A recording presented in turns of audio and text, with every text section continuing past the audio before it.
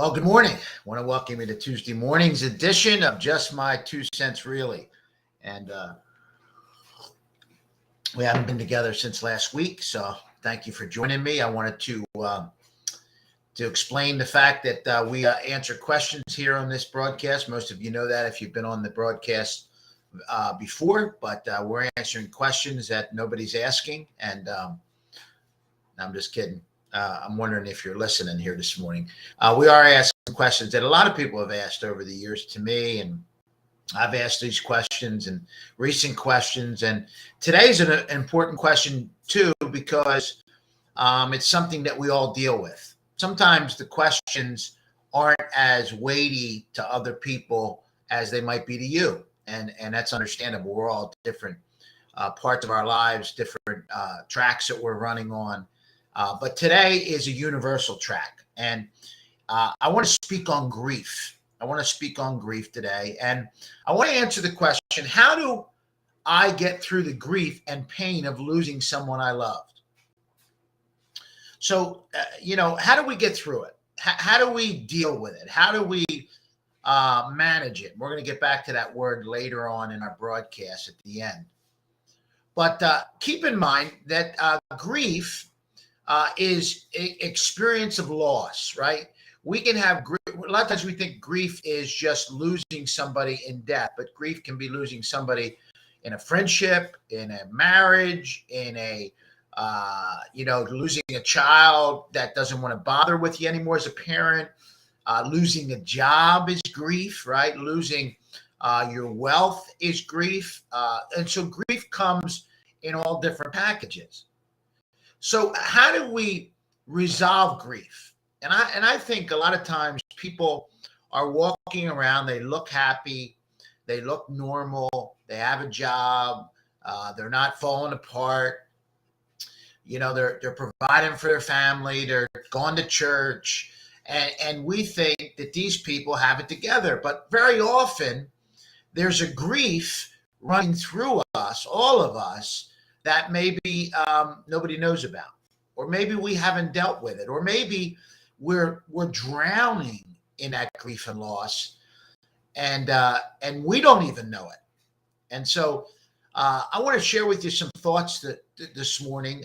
They're not the 10 Commandments here, but there's some thoughts that I come up with to help people through grief and pain. And here's what I want to say as I begin. You have never really lost something if you know where it is. Okay? You've never really lost something if you know where it is.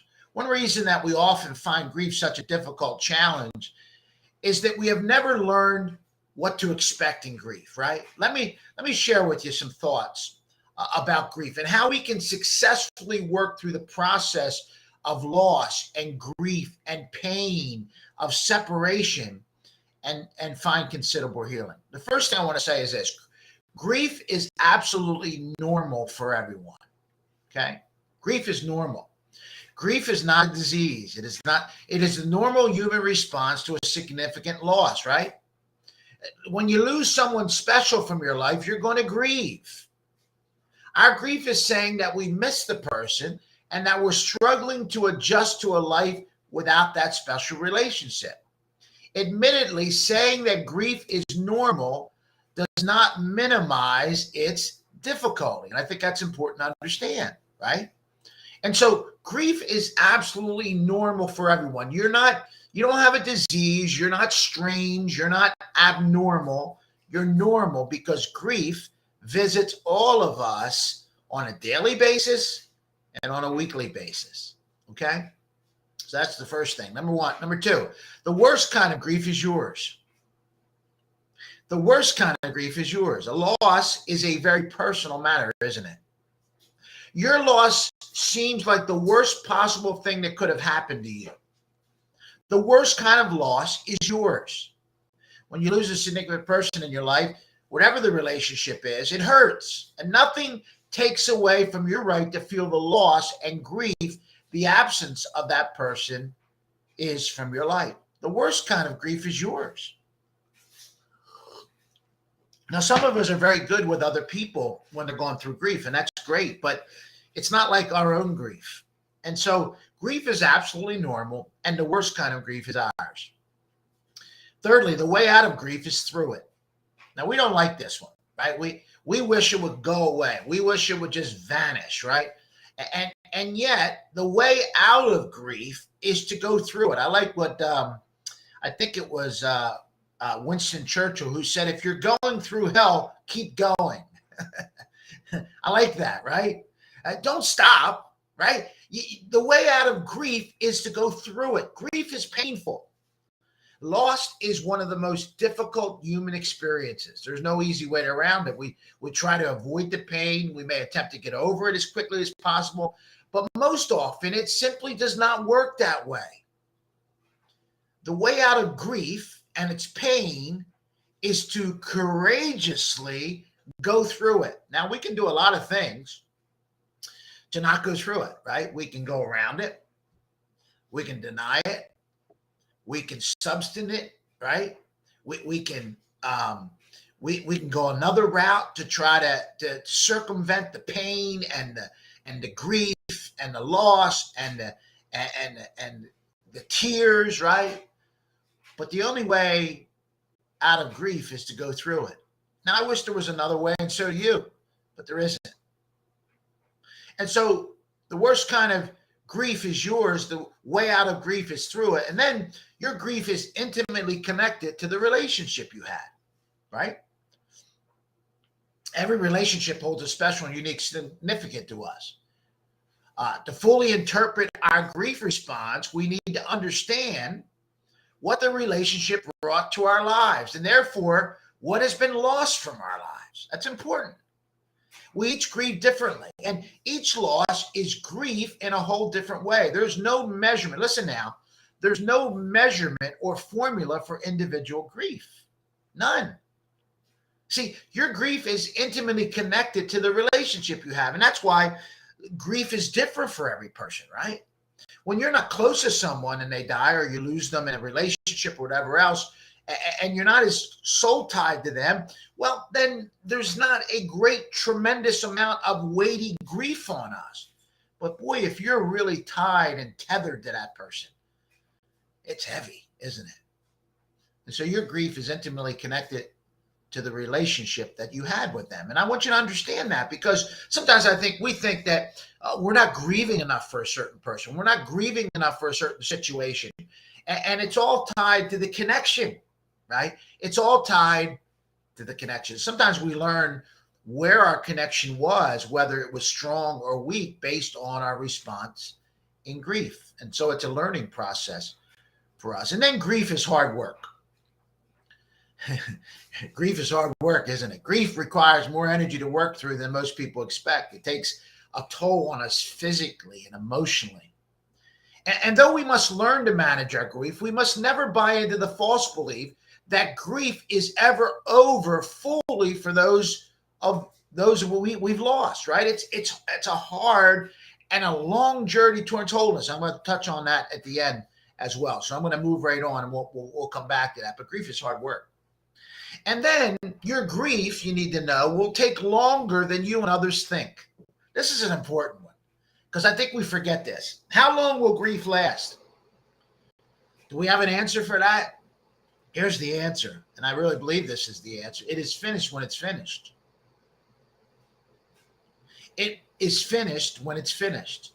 Every birthday, holiday, and memory remind us of our loss, all our difficult days, and we need to anticipate them and know they're normal and be compassionate with ourselves. Did you hear that? Be compassionate with yourself. Take your time. There's no time clock on you, only that which you allow other people to put on you or you put on yourself. There's no time clock. Listen, he who has no time to mourn has no time to mend. Grief always takes longer than people expect, and even you expect. Isn't that the truth? And it's okay. Listen now, I can't underestimate this statement anymore. And it's this: the goal is to grow in our grief, not speed through it. Listen, your grief will take longer than you and others think, and it's okay. And then grief is unpredictable. It is. Some of your responses after your loss may seem quite uncharacteristic to you. You might think, this isn't like me to act this way or to speak this way or to respond this way. Well, grief is unpredictable. Say that with me. Grief is unpredictable. Say it one more time. Grief is unpredictable. Turn to the person next to you, and if it's a dog, that's okay. Grief is unpredictable. Say that to them. See, we cannot present the journey of grief in a neat, predictable package. Just when you think you figured it out, something comes along to surprise you. And here it is. The one predictable thing about grief is, you ready? That it's unpredictable. The one predictable thing about grief is it's unpredictable. And then grief comes and goes, doesn't it? We have said that grief is not a disease. If you have a sore throat, it's painful for a few days, then the pain easily eases off and it goes away, right? It disappears. Grief doesn't work that way, though, does it? Our healing process is different from a sickness model. Grief is indeed like a roller coaster. Many have not learned that grief comes and goes and takes much longer than most people expect. And we need to realize this if we're going to work our way through grief, if grief is going to work itself out. And we need to trust that process. As difficult as it is, it helps us move towards reconciliation and proper management of grief. We need to understand that grief is going to come and go. You know, you'll be sitting there and all of a sudden you'll be hit with grief. Like where did that come from? But that's the way grief is. Grief is an ever active, moving thing in our subconscious and our conscience. And we don't know when it's going to hit us and when it's not. And it's not something to be afraid of, but it's something to understand and be ready for. And then lastly, effective grief work is not done alone. And I saved this one for last because I think maybe it's the most important. Most people don't understand what is normal in grief. And people expect us to get over it quickly, don't they? They express these expectations in a way that seem to be really insensitive. Many people mistakenly believe that grief is so personal that we need to keep it to ourselves, right? We say grieving people don't talk. Well, grieving people need to talk. Now, not everyone will be willing or even able to respond to you. In fairness, not everyone can. And I think that's important to understand. Not every, when I was going through a particular situation not long ago, a grief situation, I thought to myself one day, where are all the people that know me and love me? Like they're absent in this season of my life. Where are they? But, some people just don't know what to say. They don't know how to respond to you. And it's not a lack of love. It's not a lack of interest. It's not a lack of friendship. In fairness, some people just can't. And so we need to be easy on them, right? I believe in the power of shared experience, and often others who have been through the deep places that we've been through, how much they can be a help to us. Listen, effective grief work is not done alone. You need people. You need to share your grief with people. If you're struggling tremendously with grief and it's burying you and it's drowning you, you need to talk to somebody. Maybe it's a counselor. Maybe it's a therapist. Maybe it's a psychologist. Maybe it's a pastor. Or maybe it's a good friend. Who knows who it is? But effective grief work is never, listen to me, did I say never? Never done alone. And so it's important to understand that we cannot be an island when we're trying to process grief. The home of Paul Laurence Dunbar, noted poet, is open to the public in Dayton, Ohio. You can go to it. When Dunbar died, his mother left his room exactly as it was on the day of his death. At the desk of this brilliant man was his final poem, handwritten on a pad. After his mother died, her friends discovered that Paul Laurence Dunbar's last poem had been lost forever. Why? Because his mother had made his room into a shrine and never had moved anything. And the son had bleached the ink in which the poem was written until it was invisible. The poem was gone. What's the moral of the story? If we stay in mourning, we'll lose so much of life. And that's important to understand. Listen, I want to talk for a moment as I close on this idea of managing grief versus moving out of grief, right? Because there's a lot of misunderstandings about this. But the truth of the matter is, when we lose something, we never get over it. We've said that to people. I've said that to people. People have said that to me. We need to snap out of it and we need to get over it and we need to, get on with it, right? And the truth of the matter is that that's not possible. But we can and we must manage it. What is the difference? Well, the difference is that we can learn to live with our pain by managing it. We can't get rid of it. We can't act like we've gotten rid of it. We can't be in denial that we've gotten rid of it, because when we lose someone we love in a relationship or through death, or we lose something that we put our heart and soul into, it's always going to be with us. Always. And it's okay. It's okay. You're always going to love, right? Somebody was asking me not long ago, and they were saying, I miss my first husband, and the person I'm married to now, I love too, but I still have a love for my first husband. What, am I wrong? Am I evil? No. Now, if the first husband's still alive, certainly you have to learn to manage the fact that you're not married anymore to that person. But if they've died, it's a little bit different, isn't it? See, that love stays with us, but we can love again, right? We can love again. We can love differently. And so the whole secret of grief is learning to manage it. Listen, it's not the bad memories that destroy us and paralyze us. It's the pain of those memories. And so what do we need to do? We need to manage the pain. That doesn't mean we go on pills or that's not the way I'm talking about managing. I'm talking about learning to live with it, learning to function with it, learning to embrace it, even though you don't like it.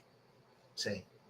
And so I want to encourage you in Jesus' name today that if you're struggling with grief, maybe something happened 20 years ago and you're still paralyzed. God doesn't want that. God wants something more for you. And it's not getting over it. It's not moving out of grief, but it's learning to manage it. And so maybe you need somebody who can help you do that. And so you need to reach out to somebody to help you walk through so you can learn to manage the grief and find life again. Well, I hope this was a blessing to you. I hope it was a challenge and encouragement to you. Just some thoughts about how we manage and learn to live with grief and loss and pain. And so I want to encourage you in Jesus' name to walk with the King and be a blessing today. Share this with somebody. Maybe, really you can share it with anybody, because we're all going through grief at one time or another, and we're going to go through grief and pain and loss.